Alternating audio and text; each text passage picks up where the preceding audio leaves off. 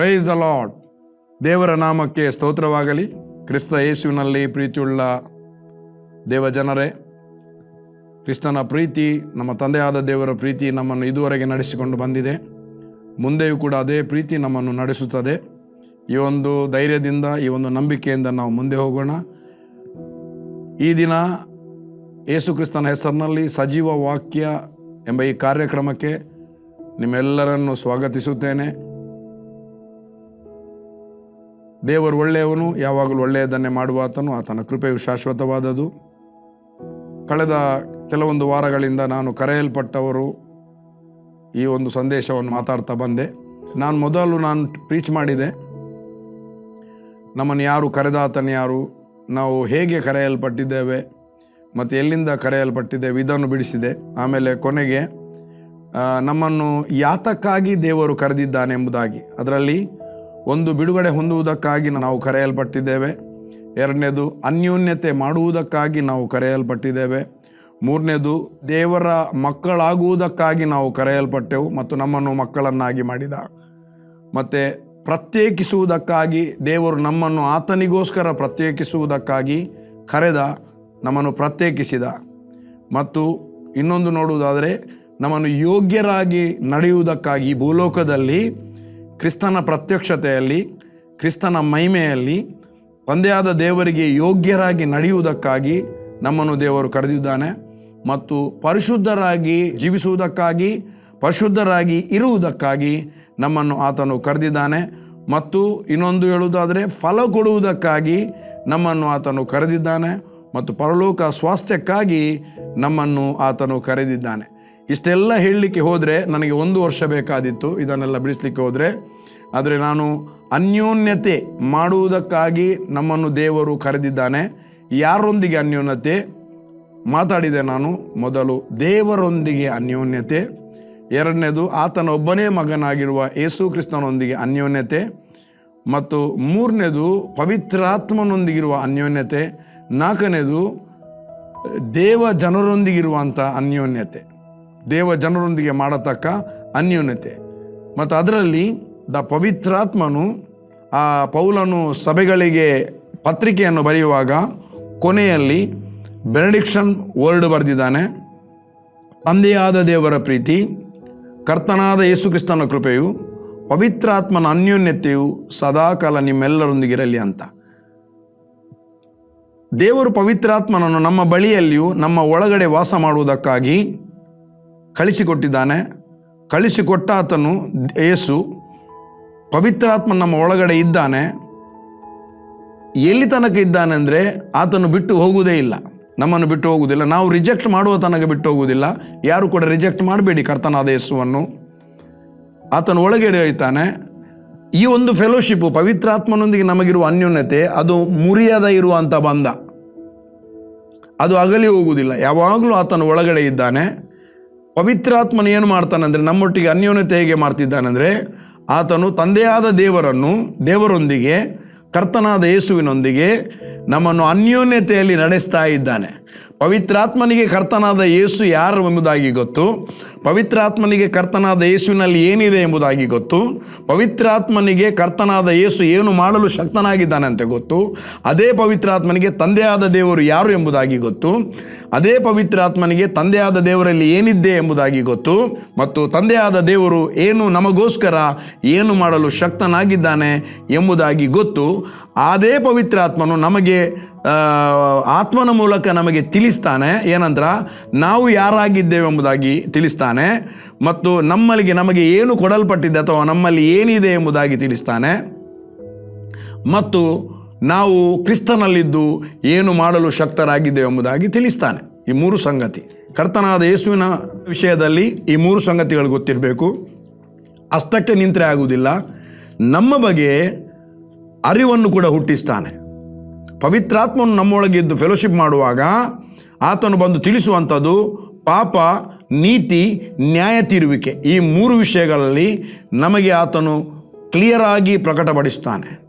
ಅದು ನಿಮಗೆ ಯೋಹಾನನು ಬರೆದ ಸುವಾರ್ತೆ 14ನೇ ಅಧ್ಯಾಯದಲ್ಲಿಯೂ 16ನೇ ಅಧ್ಯಾಯದಲ್ಲಿಯೂ ಅದು ಬರೆಯಲ್ಪಟ್ಟಿದೆ ನನ್ನ ಪ್ರಿಯ ದೇವಜನರೇ.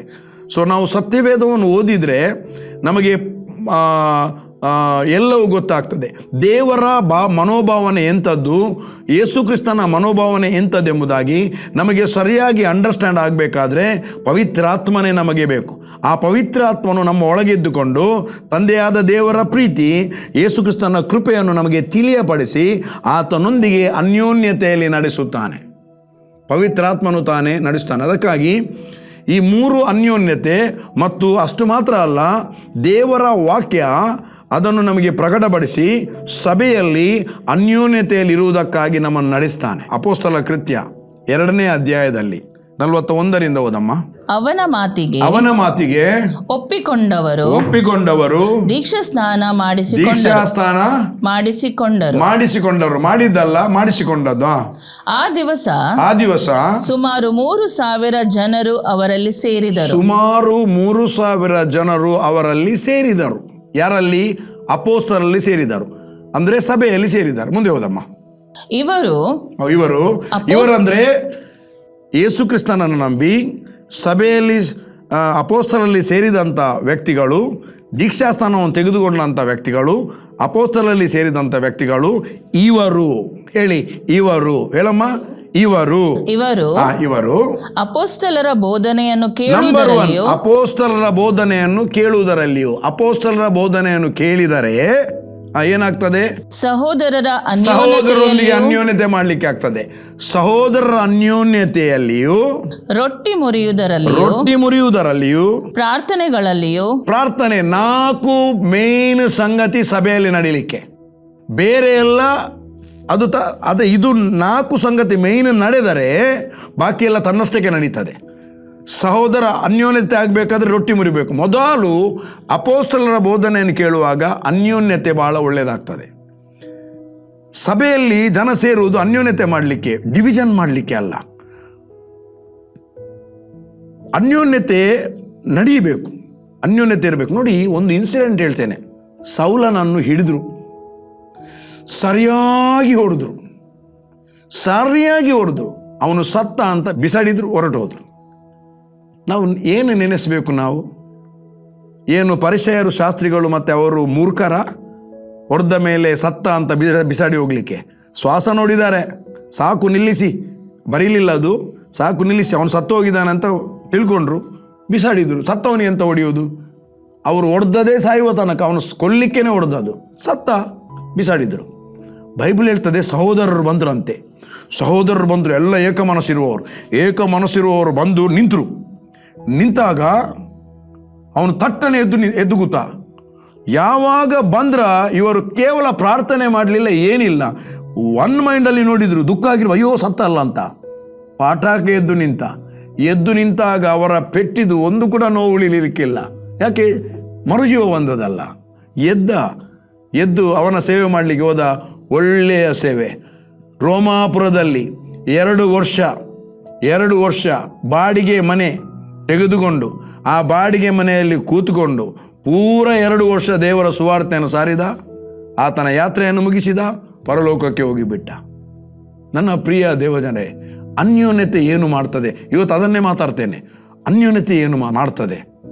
ಎಂಥ ಅನ್ಯೋನ್ಯತೆ ನಮಗೆ ಬೇಕು? Right fellowship. ಇವತ್ತು ಸಭೆ ಅನ್ಯೋನ್ಯತೆಯನ್ನು ಕಲಿಸಬೇಕು. ಅಪೊಸ್ತಲನ ಬೋಧನೆ ಏನು ಮಾಡ್ತದಂದ್ರೆ ಅಲ್ಲಿ ವೈರತ್ವವೇ ಇರುವುದಿಲ್ಲ. ಕೆಲವರು ಹೇಳ್ತಾರೆ, ಅನ್ಯರಾದರೆ ಆಗ್ಬೋದಪ್ಪ, ಈ ವಿಶ್ವಾಸಿಗಳೊಟ್ಟಿಗೆ ಮಾತಾಡೋದು ಕಷ್ಟ ಆಗಿದೆ ಎಂಬುದಾಗಿ ಭೇದ ಹುಟ್ಟಿಸ್ತಾ ಇದ್ದಾರೆ ಕೆಲವರು. ನಮ್ಮನ್ನು ಭೇದ ಹುಟ್ಟಿಸಲಿಕ್ಕೆ ದೇವರು ರಕ್ಷಣೆಯನ್ನು ಒದಗಿಸಿದಲ್ಲ, ಒಬ್ಬನನ್ನು ತಳ್ಳಿಬಿಡಲಿಕ್ಕೆ ರಕ್ಷಣೆಯನ್ನು ಒದಗಿಸಿದಲ್ಲ. ದೇವರ ಪ್ರೀತಿ ನೋಡಿ, ಆಸ್ತಿಯನ್ನೆಲ್ಲ ತೆಗೆದುಕೊಂಡು ಅವನು ಸಂಪಾದಿಸಿದಲ್ಲ, ಅಪ್ಪನ ಆಸ್ತಿ. ಅಪ್ಪ, ಆಸ್ತಿಯಲ್ಲಿ, ನಿನ್ನ ಆಸ್ತಿಯಲ್ಲಿ ಬರತಕ್ಕ ಪಾಲು, ನನ್ನ ಪಾಲು ನನಗೆ ಕೊಡು. ಅಪ್ಪ ಕೊಟ್ಟುಬಿಟ್ಟ. ಅಪ್ಪನಿಗೆಲ್ಲ ಗೊತ್ತಿತ್ತು ಸೂಳೆಯೊಂದಿಗಿದ್ದ. ಯಾಕೆಂದರೆ ಮಗನಿಗೆ ಗೊತ್ತು. ಮಗ ಬಂದು ಹೇಳ್ತಾನೆ, ದೊಡ್ಡ ಮಗ, ಅವನು ಪೋಲಿ ಕೆಲಸ ಮಾಡಿ, ಕುಡುಕರೊಂದಿಗೆ ಇದ್ದು, ಸೂಳೆಯರ ಸಹವಾಸ ಮಾಡಿ, ಈಗ ಬಂದವನಿಗಾಗಿ ಆ ಒಂದು ಕೊಬ್ಬಿದ ಕರುವನ್ನು ಕಡಿತಾ ಇದೆಯಲ್ಲಪ್ಪ ಅಂತ ಅವನು ಕೇಳ್ತಾನೆ. ಅಂದರೆ ಅವನು ಏನೆಲ್ಲ ಮಾಡ್ತಿದ್ದ ಅಣ್ಣನಿಗೆ ನ್ಯೂಸ್ ಬರ್ತಿತ್ತು. ಅಣ್ಣ ಅಪ್ಪನಿಗೆ ಹೇಳ್ತಿದ್ದ, ಅಪ್ಪನಿಗೆ ಗೊತ್ತಿತ್ತು. ಆದರೂ ನನ್ನ ಪ್ರಿಯ ದೇವಜನರೇ, ಒಂದು ಆ ಇನ್ಸಿಡೆಂಟ್ ಒಂದು ಅರ್ಥ ಮಾಡಿಕೊಳ್ಳಿ. ಮಗ ಬಂದದ್ದು ಯಾರು ಕೂಡ ಅಪ್ಪನಿಗೆ ಹೇಳಿಲ್ಲ, ಅಪ್ಪನೇ ನೋಡಿದ್ದು.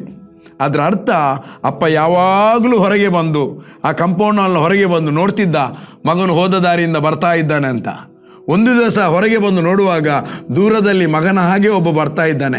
ನಿಂತ ನೋಡಿದ, ಗೊತ್ತಾಯಿತು ನನ್ನ ಮಗನೇ ಬಂದದಂತ. ಯಾಕೆ? ಗುರ್ತ ಹಿಡಿಯಲಾರದಂಥ ಇದು ವೇಷ ಇದೆ. ಅವನು ಹಂದಿಯೊಟ್ಟಿಗಿದ್ದದಲ್ಲ, ಅವನ ಚಂದ ಹೋಗಿದೆ. ಇಲ್ಲಿರುವಾಗ ಪೌಡ್ರ್ ಏನು, ಆಗ ಪೌಡ್ರ್ ಇತ್ತ ಇಲ್ವೋ ಗೊತ್ತಿಲ್ಲ, ಏನು ಮೇಕಪ್ ಆಗಿರ್ಬೋದು, ಎಂಥ ಒಳ್ಳೆ ಬಟ್ಟೆ ಹಾಕಿರ್ಬೋದು, ಎಂಥ ಪರ್ಫ್ಯೂಮ್ ಹಾಕಿರ್ಬೋದು, ಊದೆಲ್ಲ ಒಂದಿಲ್ಲ, ವಾಸನೆ ಬರ್ತಾನೆ ಹಂದಿದು. ಅಪ್ಪ ಓಡಿಕೊಂಡು ಹೋಗಿ ಮಗನನ್ನು ಕೊರಳನ್ನು ಬಿಗಿಯಾಗಿ ಹಿಡಿದು ಮುದ್ದಿಟ್ಟಂತೆ. ಮುಖದಲ್ಲಿ ಎಷ್ಟು ಹಂದಿದು ಕೊಳೆ ಇತ್ತ ಏನೋ ಗೊತ್ತಿಲ್ಲ, ಬಟ್ ಅದು ಅಪ್ಪನ ಪ್ರೀತಿ ರೀ. That is the real love of God. ಯೇಸುವಿನೊಂದಿಗೆ ಫೆಲೋಶಿಪ್ ಮಾಡುವಾಗ, ನಮ್ಮ ಪವಿತ್ರಾತ್ಮ ನಮ್ಮ ಒಳಗಿದ್ದಾನೆ, ಆತನೊಂದಿಗೆ ಫೆಲೋಶಿಪ್ ಮಾಡುವಾಗ ನಾವು ಡೈಲಿ ಎವ್ರಿ ಡೇ ಅದೇ ಫೆಲೋಶಿಪ್ಪಲ್ಲಿ ನಾವು ನಡೆಯುತ್ತೇವೆ. ಸಹೋದರರೊಂದಿಗೆ ನಾವು ಫೆಲೋಶಿಪ್ ಮಾಡಲಿಕ್ಕೆ ಆಗ್ತದೆ. ಈಗ ನೋಡುವ ಎಂಥ ಫೆಲೋಶಿಪ್ ಎಂಬುದಾಗಿ. 1 ಯೋಹನ 3ನೇ ಅಧ್ಯಾಯ. ನಾನು ಹೇಳಿದೆ ಸಹೋದರರೊಂದಿಗೆ ಅನ್ಯೋನ್ಯತೆ, ನಾಲ್ಕು ಅನ್ಯೋನ್ಯತೆಯನ್ನು ಮಾತಾಡಿದೆ. ಓಕೆ, 1 ಯೋಹನ 3ನೇ ಅಧ್ಯಾಯ 14ನೇ ವಚನ ಓದಮ್ಮ. ನಾವಂತೂ ಕ್ರೈಸ್ತ ಸಹೋದರರನ್ನು ಪ್ರೀತಿಸುವವರಾಗಿರುವುದರಿಂದ ಮರಣದಿಂದ ಪಾರಾಗಿ ಜೀವದಲ್ಲಿ ಸೇರಿದ್ದೇವೆಂಬುದು. ನೋಡಿ, ಕ್ರೈಸ್ತ ಸಹೋದರನ್ನು ನಾವು ಪ್ರೀತಿಸುವುದರಿಂದ, ಪ್ರೀತಿಸಿದರೆ ಮಾತ್ರ ಫೆಲೋಶಿಪ್ ಮಾಡ್ಲಿಕ್ಕೆ ಆಗ್ತದೆ. ಇಲ್ಲದ್ರೆ ಆಚೆಯಿಂದ ಬರುವಾಗ ಈಚೆಯಿಂದ ಪುಳ್ಕ ಜಾರ್ತೇವೆ ನಾವು. ಮರಣದಿಂದ ಪಾರಾಗಿ ಜೀವದಲ್ಲಿ ಸೇರಿದ್ದೇವೆಂಬುದು ನಮಗೆ ಗೊತ್ತಾಗಿದೆ. ಪ್ರೀತಿಸದೇ ಇರುವವನು ಮರಣದಲ್ಲೇ ಅವನಿಗೆ ಫೆಲೋಶಿಪ್ ಮಾಡಲಿಕ್ಕೆ ಆಗುದಿಲ್ಲ, ಅವನು ಸ್ಟಿಲ್ ಮರಣದಲ್ಲೇ ಇದ್ದಾನೆ ಅಂತ ಬೈಬಲ್ ಬರ್ದಿದೆ. ಓಕೆ, 1 ಯೋಹನ ಅದೇ 3ನೇ ಅಧ್ಯಾಯ 15ನೇ ವಚನ ಓದಮ್ಮ. ತನ್ನ ಸಹೋದರರನ್ನು ದ್ವೇಷಿಸುವವನು ಕೊಲೆಗಾರನಾಗಿದ್ದಾನೆ. ಅಯ್ಯೋ ದೇವರೇ, ನಾವು ಒಂದು ವೇಳೆ ಯಾರನ್ನಾದರೂ ದ್ವೇಷಿಸುವುದಾದರೆ ನಾವು ಕೊಲೆ ಮಾಡಿದ್ದಕ್ಕೆ ಸಮಾನ. ಯಾಕೆ ಗೊತ್ತುಂಟಾ? ನೋಡಿ, ಲೋಕದಲ್ಲಿ ಆದರೆ ಭಯಂಕರ ದ್ವೇಷ ಬಂದರೆ, ಎಂಥ ದ್ವೇಷ? ಕೊಲೆ ಮಾಡುವಷ್ಟು ದ್ವೇಷ. ಪೌಲನು ಹೇಳ್ತಾನೆ, ನೀವು ಹಾಗೆ ಮಾಡ್ತೀರಿ, ಎಷ್ಟು ಒಬ್ಬನನ್ನು ಕೊಲೆ ಮಾಡುವಷ್ಟು ದ್ವೇಷಿಸ್ತೀರಿ ಎಂಬುದಾಗಿ ಪೌಲನು ಪತ್ರಿಕೆಯಲ್ಲಿ ಬರೆದಿದ್ದಾನೆ. ಅದೇ ಇವನು ಹೇಳ್ತಾನೆ, ಯಾಕೆ ಕೊಲೆಗಾರರು? ರಕ್ಷಣೆ ಹೊಂದಿದ್ದೇವೆ, ಕೊಲ್ಲಿಕ್ಕೆ ಆಗುವುದಿಲ್ಲ. ಕೊಲ್ಲಿಕ್ಕೆ ಬಯಸೇ ಇದೆ ಕೆಲವರಿಗೆ, ಯಾಕೆ? ಜೈಲಿಗೆ ಹೋಗ್ತಾರೆ. ಬಟ್ ದ್ವೇಷ ಎಷ್ಟುಂಟು? ಕೊಲ್ಲುವಷ್ಟು ದ್ವೇಷ ಉಂಟು. ಲೋಕದಲ್ಲಿ ಕೆಲವರಿದ್ದಾರೆ, ಅವರಿಗೆ ದ್ವೇಷ ಬಂದುಬಿಟ್ಟ ಅಂದರೆ ಅವನನ್ನು ಕೊಲ್ಲದೆ ಅವರು ಬಿಡುವುದಿಲ್ಲ. ನಿಮಗೆ ಗೊತ್ತಾ, ಬೈಬಲಲ್ಲಿ ಅಂಥ ಒಂದು ಇನ್ಸಿಡೆಂಟ್ ನಡೆದಿದೆ. ಪೌಲನು ಇಸ್ರಾಯೇಲರನ್ನು ಹಾಳು ಮಾಡ್ತಾನೆ, ಪಾಷಾಣ ಮತವನ್ನು ಪ್ರಸಿದ್ಧಿಪಡಿಸಿದಂತ ಗೊತ್ತಾಗಿ ಅನೇಕರು ಶಪಥ ಮಾಡಿದ್ರಂತೆ, ಅವನನ್ನು ಕೊಲ್ಲದೆ ನಾವು ಅನ್ನ ಸೇವಿಸುವುದಿಲ್ಲ ಅಂತ. ಅಷ್ಟು ದ್ವೇಷ ಪೌಲನ ಮೇಲೆ. ಆದರೆ ಅವರ ಕೈಗೆ ದೇವರು ಪೌಲನನ್ನು ಸಿಕ್ಕಗೊಳಿಸಲಿಲ್ಲ. ಇಲ್ಲಿ ಹೇಳ್ತದೆ, ಯೋಹಾನನ್ ಹೇಳ್ತಾನೆ 15ನೇ ವಚನದಲ್ಲಿ, 3ನೇ ಅಧ್ಯಾಯ 15ನೇ ವಚನ, ತನ್ನ ಸಹೋದರನ್ನು ದ್ವೇಷಿಸುವವನು ಕೊಲೆಗಾರನಾಗಿದ್ದಾನೆ. ಯಾವ ಕೊಲೆಗಾರನಲ್ಲಿ ನಿತ್ಯ ಜೀವ ಇರುವುದಿಲ್ಲ. ನಮಗೆ ಬೈಬಲ್ ಹೇಳ್ತದೆ, ನನ್ನ ಮಾತನ್ನು ಕೇಳಿ, 5ನೇ ಅಧ್ಯಾಯ ಯೋಹಾನನು ಬರೆದ ಸುವಾರ್ತೆ 24ನೇ ವಚನ, ನನ್ನ ಮಾತನ್ನು ಕೇಳಿ ನನ್ನನ್ನು ಕಳಿಸಿಕೊಟ್ಟವನು ಅವನು ನಿತ್ಯ ಜೀವವನ್ನು ಹೊಂದಿದ್ದಾನೆ, ಮರಣದಿಂದ ಪಾರಾಗಿ ಜೀವಕ್ಕೆ ಸೇರಿದ್ದಾನೆ ಎಂಬುದಾಗಿ ಸತ್ಯವೇದದಲ್ಲಿ ಬರೆಯಲ್ಪಟ್ಟಿದೆ. ನನ್ನ ಪ್ರಿಯ ದೇವ ಜನರೇ, ಇಲ್ಲಿ ಏನು ಹೇಳ್ತಿದ್ದಾನೆ? ತನ್ನ ಸಹೋದರನ್ನು ದ್ವೇಷಿಸುವವನು ಅವನು ಕೊಲೆಗಾರನಾಗಿದ್ದಾನೆ. ಯಾವ ಕೊಲೆಗಾರನಲ್ಲಿ ನಿತ್ಯ ಜೀವ ಇರುವುದಿಲ್ಲ. ಹಾಗಾದರೆ ನಮ್ಮ ಅನ್ಯೋನ್ಯತೆ, ಪ್ರೀತಿಯ ಅನ್ಯೋನ್ಯತೆ ನಮ್ಮಲ್ಲಿರುವಂಥದ್ದು. ದೇವರು ನಮ್ಮನ್ನು ಕರೆದದ್ದು, ಯಾವ ವ್ಯಕ್ತಿ 1ನೇ ಅಧ್ಯಾಯ 9ನೇ ವಚನ, 1 ಕೊರಿಂಥ 1ನೇ ಅಧ್ಯಾಯ 9ನೇ ವಚನ ಈ ಕೆಲಸವನ್ನು ಮಾಡ್ತಾನೆ, ದೇವರು ನಂಬಿಗಸ್ತನು, ಆತನು ನಮ್ಮನ್ನು ತನ್ನ ಮಗನಾದ ಯೇಸು ಕ್ರಿಸ್ತನೊಂದಿಗೆ ಅನ್ಯೋನ್ಯತೆಗಾಗಿ ಕರೆದಾತನು ಆತನೇ. ಹೌದು, ದೇವರು ನಂಬಿಗಸ್ತನು, ನಮ್ಮ ಕರ್ತನಾದ ಯೇಸು ಕ್ರಿಸ್ತನೆಂಬ ತನ್ನ ಮಗನ ಅನ್ಯೋನ್ಯತೆಗೆ ನಮ್ಮನ್ನು ಕರೆದಾತನು ಆತನೇ.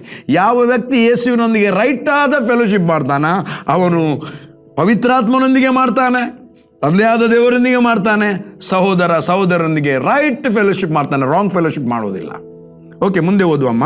1 ಯೋಹಾನ 4ನೇ ಅಧ್ಯಾಯ 20ನೇ ವಚನ.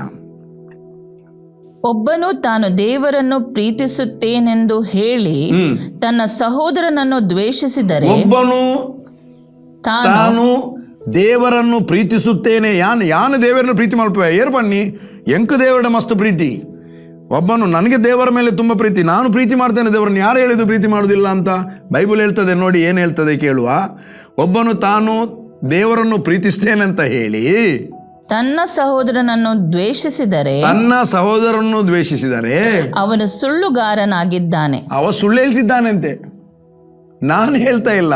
ಇದು ನನಗೂ ಕೇವಲ ನಾನೀಗ ಪ್ರೀಚ್ ಮಾಡಲಿಕ್ಕೆ ಇರುವುದಲ್ಲ, ನಾನು ಇದನ್ನು ಅಳವಡಿಸಿ ಮಾತನಾಡಬೇಕು. ಕೆಲವರು ನಾವು ಪ್ರೀತಿ ಮಾಡ್ತೇವೆ, ಕೆಲವರು ಆ ಪ್ರೀತಿಯನ್ನು ಸ್ವೀಕರಿಸುವುದಿಲ್ಲ, ಅಲ್ಲದೆ ನಮಗೆ ವಿರುದ್ಧವಾಗಿ ಮಾತನಾಡ್ತಾರೆ. ಅವರಿಗಾಗಿ ನಾವು ಪ್ರಾರ್ಥನೆ ಮಾಡುವ. ಬೈಬಲ್ ಏನು ಹೇಳ್ತದೆ? ಹಿಂಸೆ ಪಡಿಸುವವರಿಗೋಸ್ಕರ ಪ್ರಾರ್ಥಿಸಿರಿ, ವೈರಿಗಳನ್ನು ಪ್ರೀತಿಸಿರಿ. ಸಹೋದರನಲ್ಲ, ವೈರಿಗಳನ್ನು. ಸಹೋದರನ್ನು ಪ್ರೀತಿಸಬೇಕಾ ದ್ವೇಷಿಸಬೇಕಾ? 100%. ವೈರಿಯನ್ನು ಪ್ರೀತಿಸಲಿಕ್ಕೆ ಹೇಳಿದ ಯೇಸು ಸಹೋದರನ್ನು ದ್ವೇಷಿಸಲಿಕ್ಕೆ ಹೇಳ್ತಾನ? ದೇವರಿಂದ ಕೇಳಿ ಯೋಹಾನನು ಮಾತನಾಡ್ತಾನೆ. ಒಬ್ಬ ವ್ಯಕ್ತಿ ದೇವರನ್ನು ಪ್ರೀತಿಸ್ತೇನಂತ ಹೇಳಿ ತನ್ನ ಸಹೋದರನನ್ನು ದ್ವೇಷಿಸಿದರೆ ಅವನು ಸುಳ್ಳುಗಾರನಾಗಿದ್ದಾನೆ. ಮತ್ತೆ ತಾನು ಕಂಡಿರುವ ತನ್ನ ಸಹೋದರನನ್ನು ಪ್ರೀತಿಸದವನು ತಾನು ಕಾಣದಿರುವ ದೇವರನ್ನು ಕಣ್ಣಿಗೆ ಕಂಡು ಬರುವ ಸಹೋದರನ್ನು ಪ್ರೀತಿಸದವನು ಕಣ್ಣಿಗೆ ಕಾಣದೇ ಇರುವಂತ ದೇವರನ್ನು ಪ್ರೀತಿಸಲಿಕ್ಕೆ ಆಗ್ತದ ಅಂತ ಕೇಳ್ತಾನೆ. ಯಾವ ವ್ಯಕ್ತಿ ದೇವರನ್ನು ಪ್ರೀತಿಸ್ತಾನೆ ಅವನು ಸಹೋದರನ್ನು ಪ್ರೀತಿಸ್ತಾನೆ. ನನ್ನ ಪ್ರಿಯ ದೇವಜನರ, ಮುಂದೆ ಓದುವ 1 ಯೋಹಾನ 1:7 ಓದು. ಆದರೆ ಆತನು ಬೆಳಕಿನಲ್ಲಿರುವಂತೆ, ಆತನು ಕರ್ತನಾದ ಯೇಸು ಬೆಳಕಿನಲ್ಲಿ ಇರುವಂತೆ ನಾವು ಬೆಳಕಿನಲ್ಲಿ ನಡೆದರೆ, ನಾವು ಕೂಡ ಅದೇ ಬೆಳಕಿನಲ್ಲಿ ನಡೆದರೆ, ಬೆಳಕಂದ್ರೆ ವಾಕ್ಯವೆಂಬ ಬೆಳಕಿನಲ್ಲಿ ನಡೆದರೆ, ಕರ್ತನಾದ ಯೇಸು ವಾಕ್ಯವಾಗಿದ್ದಾನೆ, ಆತನು ಬೆಳಕಾಗಿದ್ದಾನೆ, ವಾಕ್ಯವಾಗಿದ್ದಾನೆ. ಬೈಬಲ್ ಹೇಳ್ತದೆ ಆತನು ಲೋಕಕ್ಕೆ ಬೆಳಕಾಗಿದ್ದ. ಆತನನ್ನು ಆ ಕತ್ತಲು ಎಷ್ಟು ಮಾತ್ರಕ್ಕೂ ಮುಸುಕಲಿಕ್ಕೆ ಆಗಲಿಲ್ಲ. ಯಾವ ಕತ್ತಲು ಕೂಡ ಯೇಸುವನ್ನು ಕವರ್ ಮಾಡಲಿಕ್ಕೆ ಆಗಲಿಲ್ಲ, ಮರೆ ಮಾಡಲಿಕ್ಕೆ ಆಗಲಿಲ್ಲ. ಎಲ್ಲ ಕತ್ತಲುಗಳು ಒಡೆದು ಯೇಸುವಿನಲ್ಲಿರುವ ಬೆಳಕು ಪ್ರಜ್ವಲಿಸಿದೆ. ಅದೇ ಬೆಳಕನ್ನಾಗಿ ನಮ್ಮನ್ನು ಮಾಡಿದ್ದಾನೆ. ಹೇಳಿದ್ದಾನೆ, ನೀವು ಲೋಕಕ್ಕೆ ಬೆಳಕಾಗಿದ್ದೀರೆಂಬುದಾಗಿ. ಕರ್ತನಾದ ಯೇಸು ವಾಕ್ಯವಾಗಿದ್ದಾನೆ, ಬೆಳಕಂದ್ರೆ ವಾಕ್ಯ. ಆತನು ಬೆಳಕಾಗಿರುವಂತೆ ಓದಮ್ಮ. ಬೆಳಕಿನಲ್ಲಿ ನಡೆದರೆ, ನಾವು ಬೆಳಕಿನಲ್ಲಿ ನಡೆದರೆ ನಾವು ಒಬ್ಬರ ಸಂಗಡಲೊಬ್ಬರು ಅನ್ಯೋನ್ಯತೆಯಲ್ಲಿದ್ದೇವೆ. ಯಾವಾಗ ನಾವು ಕ್ರಿಸ್ತನ ವಾಕ್ಯದಲ್ಲಿ ಅಥವಾ ಬೆಳಕಿನಲ್ಲಿ ನಡೆಯುತ್ತೇವೆ ಆವಾಗ ಒಬ್ಬರೊಟ್ಟಿಗೆ ಒಬ್ಬರಿಗೆ ಅನ್ಯೋನ್ಯತೆ ಮಾಡಲಿಕ್ಕೆ ಆಗ್ತದೆ. ಇಲ್ಲದ್ರೆ ಆಚೆಯಿಂದ ಬರುವಾಗ ಈಚೆ ನೋಡಿ ಹೋಗ್ತೇವೆ. ಫೋನ್ ಮಾಡಿದರೆ ಫೋನ್ ತೆಗೆಯುವುದಿಲ್ಲ, ತಲೆನೋವು ಅಂತ. ನಾನು ಮಾಡಲಿಲ್ಲ ಹಾಗೆ. ನಾನು ಮಿಡ್ ನೈಟ್ ಫೋನ್ ಮಾಡಿದ್ರು ಸಹ ತೆಗೆದಿದ್ದೇನೆ. ಅದನ್ನೇ ನಾನು ಅನುಭವದಿಂದ ಇದ್ದು ಮಾತನಾಡ್ತಾ ಇದ್ದೇನೆ. ಬಟ್ ನನ್ನ ಸರ್ಟಿಫಿಕೇಟ್ ಮುಖ್ಯ ಅಲ್ಲ ಈಗ, ಬಟ್ ಕರ್ತನ ವಾಕ್ಯ ಬಹಳ ಪ್ರಾಮುಖ್ಯ. ನಾನು ಅದನ್ನು ಸೇವಿಸ್ತೇನೆ. ಕರ್ತನ ವಾಕ್ಯವನ್ನು ನಾವು ಅಂಗೀಕರಿಸಲಿಕ್ಕಾಗಿ ದೇವರ ವಾಕ್ಯ ಕೊಟ್ಟದ್ದು. ನನ್ನ ಪ್ರಿಯ ದೇವಜನರೇ, ದೇವರ ವಾಕ್ಯ ಉಪದೇಶಿಸಲಿಕ್ಕೆ ಅಲ್ಲ ಇರುವುದು, ಮೊದಲು ಸ್ವೀಕರಿಸಲಿಕ್ಕೆ, ಜೀವಿಸಲಿಕ್ಕೆ. ಒಂದು ತಾಯಿಯಾದವಳು ಮಗುವನ್ನು ಹೆತ್ತಾಗ ಆಕೆ ಎದೆ ಹಾಲು ಉಣಿಸಬೇಕಾದ್ರೆ ಮೊದಲು ಆಕೆ ಸರಿ ತಿನ್ನಬೇಕು. ಆಕೆ ತಿನ್ನಿಸದೆ ಎದೆಯಲ್ಲಿ ಹಾಲು ಉತ್ಪತ್ತಿ ಆಗುವುದಿಲ್ಲ. ಮಗು ಹೊಟ್ಟೆಗಟ್ಟಿ ಹಾಲು ಕುಡಿಬೇಕಾದ್ರೆ ಈಕೆ ಸರಿಯಾದ ಫುಡ್ಡು, ನ್ಯೂಟ್ರಿಷನ್ ತಗೊಳ್ಬೇಕು. ಅದೇ ರೀತಿಯಲ್ಲಿ ನಾವು ಮೊದಲು ಸೇವಿಸಬೇಕು ವಾಕ್ಯವನ್ನು, ಆಮೇಲೆ ಬೋಧಿಸಬೇಕು. ಮೊದಲು ಉಸಿರು ಹೊರಗೆ ಹೋಗುವುದಲ್ಲ, ಉಸಿರು ಒಳಗೆ ಹೋಗುವುದು, ಮತ್ತೆ ಹೊರಗೆ ಬರೋದು. ಹಾಗೆ ದೇವರ ವಾಕ್ಯ ಮೊದಲು ನಾವು ತಿನ್ನಬೇಕು, ಫ್ರೂಟ್ ಆಗಬೇಕು, ಮತ್ತೆ ಬೋಧಿಸಬೇಕು. Very nice. ಸುವಾರ್ತೆ ಎಲ್ಲರೂ ಸಾರುವ. ಓಕೆ, ಮುಂದೆ ಒಂದು ವಚನ. How we live in the fellowship. ಹೇಗೆ ನಾವು ಫೆಲೋಶಿಪ್ನಲ್ಲಿ ಇರಬಹುದು, ಒಬ್ಬರ ಸಂಗಡ ಒಬ್ಬರು. ಇದು 1 ಯೋಹಾನ 1:7 ಕ್ರಿಸ್ತನು ನಡೆದ ಹಾಗೆ ನಾವು ಬೆಳಕಿನಲ್ಲಿ ನಡೆದರೆ ಮಾತ್ರ ನಮಗೆ ಒಬ್ಬರ ಸಂಗಡ ಒಬ್ಬರಿಗೆ ಅನ್ಯೋನ್ಯತೆಯಲ್ಲಿ ಇರಲಿಕ್ಕೆ ಆಗುತ್ತೆ. ಕೊನೆಯ ವಚನ ಈ ಅನ್ಯೋನ್ಯತೆಯ ಬಗ್ಗೆ. ಅನ್ಯೋನ್ಯತೆಯು ನಮ್ಮನ್ನು ಏನು ಮಾಡ್ತದೆ ಅಂದರೆ, ಅನ್ಯೋನ್ಯತೆ ನಮ್ಮನ್ನು ಜಯದಲ್ಲಿ ನಡೆಸ್ತದೆ. ಎಷ್ಟು ಮಂದಿಗೆ ಜಯದಲ್ಲಿ ನಡೆಯಬೇಕು? ಯೇಸು ಕ್ರಿಸ್ತನು ನಮಗೆ ಒದಗಿಸಿರುವ, ದಯಪಾಲಿಸಿರುವ ಜಯದಲ್ಲಿ ನಮಗೆ ನಡೆಯಬೇಕು. ಅದು ನಡೆಯಬೇಕಾದ್ರೆ ನಾವು 2 ಕೊರಿಂಥ 2:14 ಓದಬೇಕು. ಓದೋಣವೇ? ಕ್ರಿಸ್ತನ ಅನ್ಯೋನ್ಯತೆಯಲ್ಲಿ, ಕೇಳಿ, ಕ್ರಿಸ್ತನ ಅನ್ಯೋನ್ಯತೆಯಲ್ಲಿ ನಮ್ಮನ್ನು ಯಾವಾಗಲೂ ಒಂದು ದಿನ ಅಲ್ಲ, ಕ್ರಿಸ್ತನ ಅನ್ಯೋನ್ಯತೆಯಲ್ಲಿ ನಮ್ಮನ್ನು ಯಾವಾಗಲೂ ನಾವು ಎವ್ರಿ ಡೇ ಕ್ರಿಸ್ತನೊಂದಿಗೆ ಅನ್ಯೋನ್ಯತೆಯಲ್ಲಿದ್ದರೆ ನಮ್ಮನ್ನು ಯಾವಾಗಲೂ ಜಯೋತ್ಸವದೊಡನೆ ಮೆರೆಸುತ್ತಾ ಆತನ ವಿಷಯವಾದ ಕ್ರಿಸ್ತನ ವಿಷಯವಾದ ಜ್ಞಾನವೆಂಬ ಪರ್ಫ್ಯೂಮು ಸುವಾಸನೆ ನಮ್ಮ ಮೂಲಕ ಎಲ್ಲಾ ಸ್ಥಳಗಳಲ್ಲಿ ವ್ಯಾಪಿಸುತ್ತಾ ಬರುವ ದೇವರಿಗೆ ಸ್ತೋತ್ರ. ಇಲ್ಲಿ ಏನಾಗ್ತದೆ ಅಂದರೆ ಕ್ರಿಸ್ತನ ಅನ್ಯೋನ್ಯತೆಯಲ್ಲಿ ನಾವು ಇದ್ದಾಗ ನಮ್ಮನ್ನು ದೇವರು ಜಯೋತ್ಸವದಲ್ಲಿ ನಡೆಸುತ್ತಾನೆ. ಹೇಗೆ? ಜಯೋತ್ಸವದಲ್ಲಿ ಮೆರೆಸುತ್ತಾ ನಮ್ಮನ್ನು ನಡೆಸ್ತಾನೆ. ನಡೆಯುವಾಗ ಹೇಗೆ ನಡೀತೇವೆ? ಆ ಸುವಾಸನೆ, ಕ್ರಿಸ್ತನ ವಾಕ್ಯದ ಪರಿಮಳ, ಕ್ರಿಸ್ತನ ಕ್ವಾಲಿಟಿಯ ಪರಿಮಳ, ಕ್ರಿಸ್ತನ ಪ್ರೀತಿಯ ಪರಿಮಳ, ಕ್ರಿಸ್ತನ ಕ್ಷಮಾಪಣೆಯ ಪರಿಮಳ, ಕ್ರಿಸ್ತನಿಗಿದ್ದಂಥ ಮನಸ್ಸಿನ ಪರಿಮಳ, ಪ್ರತಿಯೊಂದು ಮಾತು ಅದು ಪರಿಮಳವಾದ ಮಾತು. ನಡೆಯುವುದು ಆ ಕ್ರಿಸ್ತನೊಂದಿಗಿರುವಂಥ ಅನ್ಯೋನ್ಯತೆ ನಮ್ಮನ್ನು ಜಯೋತ್ಸವದಲ್ಲಿ ನಡೆಸ್ತದೆ. ನಿಮಗೆ ಜಯದಲ್ಲಿ ನಡೆಯಬೇಕಾ? ಯಾವ ಡಿಸ್ಟರ್ಬ್ ಇಲ್ಲದೆ ಒಬ್ಬರೊಬ್ಬರು ಒಳ್ಳೆಯ ಸ್ನೇಹ ಭಾವದಲ್ಲಿ ಅನ್ಯೋನ್ಯತೆಯಲ್ಲಿ, ಸಹೋದರರ ಅನ್ಯೋನ್ಯತೆಯಲ್ಲಿ ನಡೀಬೇಕಾ? ಕ್ರಿಸ್ತನೊಂದಿಗೆ ಅನ್ಯೋನ್ಯತೆ ಸ್ಟ್ರಾಂಗ್ ಮಾಡಬೇಕು. ಫೌಂಡೇಶನ್ ಸ್ಟ್ರಾಂಗ್ ಆಯಿತಾ, ಬಿಲ್ಡಿಂಗ್ಗಳು ಸೇಫ್. ಕರೆಕ್ಟ್. ನಾವು ಫೌಂಡೇಶನ್ ಹಾಕಿದ ಮೇಲೆ ನಾವು ಗೋಡೆ ಕಟ್ತೇವೆ, ಫೌಂಡೇಶನ್ ಕಾಣುವುದಿಲ್ಲ. ಕ್ರಿಸ್ತನೊಂದಿಗೆ ನಮ್ಮ ಅನ್ಯೋನ್ಯತೆ ಅದು ಫೌಂಡೇಶನ್. ಕಾಣುವಂಥದ್ದು ಸಹೋದರರೊಂದಿಗಿರುವ ಅನ್ಯೋನ್ಯತೆ. ಹೊರಗಿನವರಿಗೆ ಬರ್ತಾರೆ.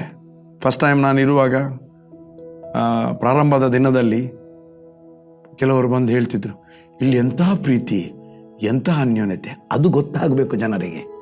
ಅನ್ಯೋನ್ಯತೆಯನ್ನು ಕಂಡು ಬಂದಾಗ ಒಬ್ಬರು ಬಹಳ ಖಡಕ್ ಲೇಡಿ ಇದ್ದರು. ಅವರು ಒಂದು ಒಳ್ಳೆ ಪೋಸ್ಟಲ್ಲಿದ್ದರು ಹಾರ್ಬರ್ನಲ್ಲಿ. ಅವರು ಒಳ್ಳೆ ಪಾಯಿಂಟಲ್ಲಿ ಮಾತಾಡುವವರು. ಅವರು ನನ್ನ ಹತ್ರ ಬಂದು ಹೇಳ್ತಿದ್ರು, ಎಂಥ ಒಂದು ಅನ್ಯೋನ್ಯತೆ, ಸಮಾನತೆ.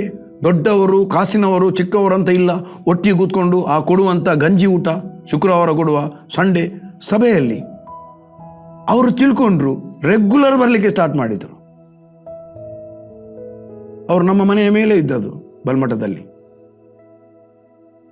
ಗುರುತಿಸಿದ್ರು, ಫೆಲೋಶಿಪ್ಪನ್ನು ಗುರುತಿಸಿದ್ರು, ಫೆಲೋಶಿಪ್ನಲ್ಲಿ ಉಂಟಾಗುವ ಪ್ರೀತಿಯನ್ನು ಗುರುತಿಸಿ. ಅದಕ್ಕಾಗಿ ನನ್ನ ಪ್ರಿಯ ದೇವಜನರೇ, ನೀವು ಸಭೆಗೆ ಹೋಗ್ತಾ ಇದ್ದೀರಿ, ಸಭೆಯಲ್ಲಿದ್ದೀರಿ, ನೀವು ರಕ್ಷಣೆ ಹೊಂದಿದ್ದೀರಿ, ಕ್ರಿಸ್ತನಲ್ಲಿದ್ದೀರಿ. ಆ ಕ್ರಿಸ್ತನೊಂದಿಗೆ ಅನ್ಯೋನ್ಯತೆ, ಪವಿತ್ರಾತ್ಮನೊಂದಿಗೆ ಅನ್ಯೋನ್ಯತೆ ಮಾಡುವಾಗ ಯಾವ ವ್ಯಕ್ತಿಯೊಟ್ಟಿಗೆ ಅನ್ಯೋನ್ಯತೆ ಮಾಡಬೇಕು, ಯಾವ ವ್ಯಕ್ತಿಯೊಟ್ಟಿಗೆ ಅನ್ಯೋನ್ಯತೆ ಮಾಡಬಾರ್ದು, ಯಾವ ವ್ಯಕ್ತಿಯೊಟ್ಟಿಗೆ ಇಜ್ಜೋಡಾಗಬೇಕು, ಯಾವ ವ್ಯಕ್ತಿಯೊಟ್ಟಿಗೆ ಇಜ್ಜೋಡಾಗಬಾರ್ದು, ಯಾವ ವ್ಯಕ್ತಿಗೆನೊಟ್ಟಿಗೆ ನಡೀಬೇಕು, ಯಾವ ವ್ಯಕ್ತಿಗೆ ನಡೀಬಾರ್ದು ಎಂಬುದಾಗಿ ಪವಿತ್ರಾತ್ಮನು ತಾನೇ ನಿಮಗೆ ಪ್ರಕಟಣೆಯನ್ನು ಕೊಟ್ಟು ರಿವೀಲ್ ಮಾಡಿ ನಿಮ್ಮನ್ನು ನಡೆಸ್ತಾನೆ. ಅದಕ್ಕೆ ಬೈಬಲ್ ದೇವರಿಗೆ ಒಳಗಾಗಿರಿ, ಸೈತಾನ ಎದುರಿಸಿರಿ, ಅವನನ್ನು ಬಿಟ್ಟು ಹೋಗುವನು. ದೇವರಿಗೆ ಒಳಗಾದಾಗ, ದೇವರೊಂದಿಗೆ ಫೆಲೋಶಿಪ್ ಆದಾಗ ಬಾಕಿ ಎಲ್ಲ ಫೆಲೋಶಿಪ್ ಕರೆಕ್ಟಾಗಿ ಆಗಿರ್ತದೆ. ನಾನು ಅನೇಕ ವಿಷಯವನ್ನು ಹೇಳಿದೆ. ಅನ್ಯೋನ್ಯತೆಗಾಗಿ ಕರೆಯಲ್ಪಟ್ಟವರು, ಎಂಥ ಅನ್ಯೋನ್ಯತೆಗಾಗಿ ಕರೆಯಲ್ಪಟ್ಟವರು? ನಾನು ಹೋದ ವಾರ ಮತ್ತು ಈ ವಾರ ಮಾತನಾಡಿದಂಥ ಅನ್ಯೋನ್ಯತೆಗಾಗಿ ನಾವು ಕರೆಯಲ್ಪಟ್ಟಿದ್ದೇವೆ ನನ್ನ ಪ್ರಿಯ ದೇವಜನರೇ. ಅದಕ್ಕಾಗಿ ನಮ್ರತೆಯಿಂದ ನಾನು ನಿಮ್ಮಲ್ಲಿ ಕೇಳಿಕೊಳ್ಳುವುದು, ದ್ವೇಷ ಮಾಡುವುದು ಬೇಡ, ಬಿಟ್ಟು ಬಿಡುವ. ಕ್ರಿಸ್ತನ ಅನ್ಯೋನ್ಯತೆಯಲ್ಲಿ ಎಲ್ಲ ಕಡೆ ಮೆರೆಯುತ್ತಾ ಹೋಗೋಣ. ನಾವು ಜೀವಕ್ಕೆ ಸೇರಿದ್ದೇವೆ, ಮರಣಕ್ಕೆ ಅಲ್ಲ. ಕರ್ತನೇ, ಈ ವಾಕ್ಯಕ್ಕಾಗಿ ನಾನು ಸ್ತೋತ್ರ ಮಾಡುತ್ತೇನಪ್ಪ. ಈ ದಿವಸ 2 ವಾರದಲ್ಲಿ ಅನ್ಯೋನ್ಯತೆಗಾಗಿ ಕರೆಯಲ್ಪಟ್ಟವರೆಂಬ ತಂದೆ ನಿನ್ನ ವಾಕ್ಯವನ್ನು ನಾನು ಬಿಡಿಸಿದ್ದೇನೆ. ಇದು ಪ್ರತಿಯೊಬ್ಬರಿಗೆ ಅಂಡರ್ಸ್ಟ್ಯಾಂಡ್ ಆಗಲಿ. ಜನರಲ್ಲಿ ಲೀಡರ್ನವರು ಯಾರಾದರೂ ಜನರಲ್ಲಿ ದ್ವೇಷವನ್ನು ಬಿತ್ತುವುದಾದರೆ ಆ ಬಿತ್ತುವ ದ್ವೇಷದಿಂದ ಅವರು ವಿಮುಕ್ತರಾಗಲಿ ಅಪ್ಪ, ಬದಲಾಗಲಿ. ಒಡ ಹುಟ್ಟಿದವರಲ್ಲಿ ಜಗಳವನ್ನು ಬಿತ್ತದ ಹಾಗೆ ಒಬ್ಬರನ್ನೊಬ್ಬರು ಪ್ರೀತಿ ಮಾಡಿ ಕ್ರಿಸ್ತನ ಪ್ರೀತಿಯಲ್ಲಿ ನಡೆದು ಜಯೋತ್ಸವದಲ್ಲಿ ಆ ಕ್ರಿಸ್ತನೊಂದಿಗೆ ಒಂದು ಅನ್ಯೋನ್ಯತೆಯಲ್ಲಿದ್ದುಕೊಂಡು ಜಯೋತ್ಸವದಲ್ಲಿ ಮೆರೆಯುತ್ತಾ ನಡೆಸಲ್ಪಡಲಿ. ಸಹೋದರನು ಪ್ರೀತಿಸುವವನು ಜೀವಕ್ಕೆ ಸೇರಿದ್ದಾನೆ ಎಂಬುದಾಗಿ ನಿನ್ನ ವಾಕ್ಯ ಹೇಳ್ತದೆ. ಆತನು ಮರಣದಿಂದ ಪಾರಾಗಿದ್ದಾನೆ, ಜೀವಕ್ಕೆ ಸೇರಿದ್ದಾನೆ. ವಂಡರ್ಫುಲ್ ಗಾಡ್, ಈ ರೀತಿಯಾಗಿ ನಡೆಸಲ್ಪಡಲಿ ಎಂಬುದಾಗಿ ಪ್ರಾರ್ಥಿಸ್ತೇನೆ. ಎಲ್ಲದಲ್ಲಿ ಘನಮಾನ ಮಹಿಮೆ ನಿನಗೆ, ಯೇಸುವಿನ ನಾಮದಲ್ಲಿ ತಂದೆಯೇ. Amen, amen, amen. God bless you. You are blessed.